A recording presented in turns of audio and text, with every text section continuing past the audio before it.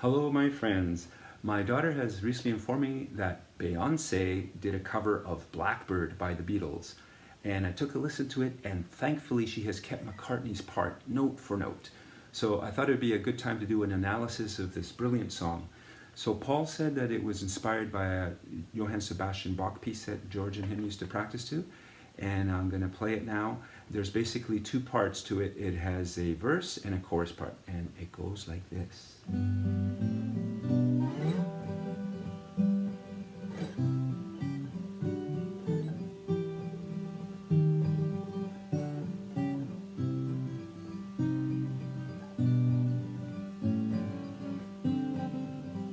Chorus.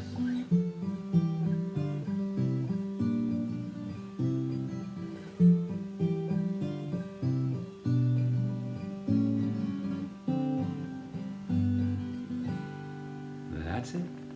Now, if you want to stick around, let's get to the analysis part. Okay, so first of all, strumming pattern. Paul has stated many times in interviews that he uses only his thumb and his index finger for this song. A lot of people play it like this, but he does not use his middle finger. That would be rude. Okay, so let's go over the chords. So he uses a connecting chord in between the chords called diminished chord. So, and the other thing, it's a very minimalist song. So he's only playing two notes per chord most of the time. And if you're going to play two notes from the chord, the best two notes to play are the 1 and the 3. That really defines the chord. So he starts out playing this, which is a C chord, but only two notes from it, the C and the E. The next notes he does is this.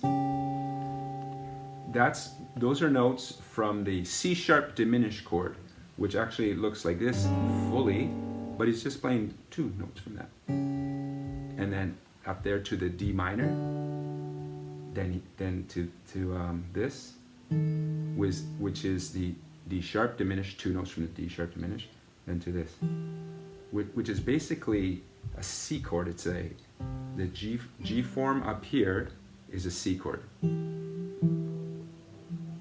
Two notes from the C chord. So let's see how that goes.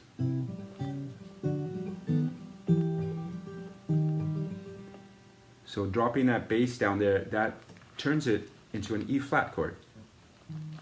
Then he goes like this. Basically, he's just going now backwards the same way he came up. C sharp diminished to a D minor, and no, D sharp diminished to a D minor, and then C sharp diminished to a C. So that movement there, he's going from playing a C and an E to playing a C and an E flat.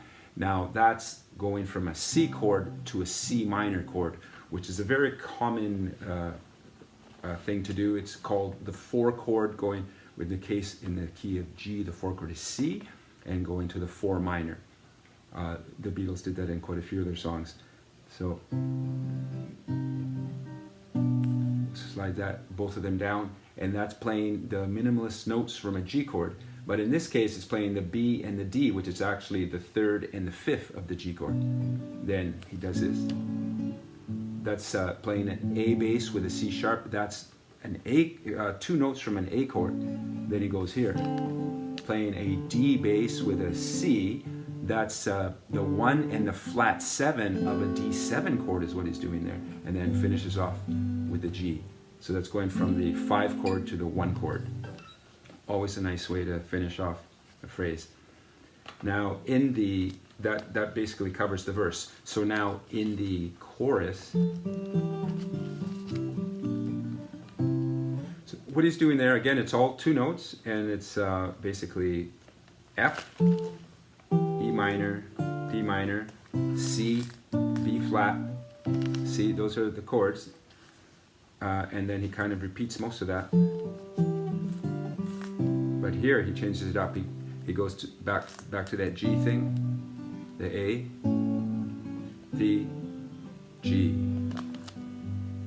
There. So you'll notice in that last part there,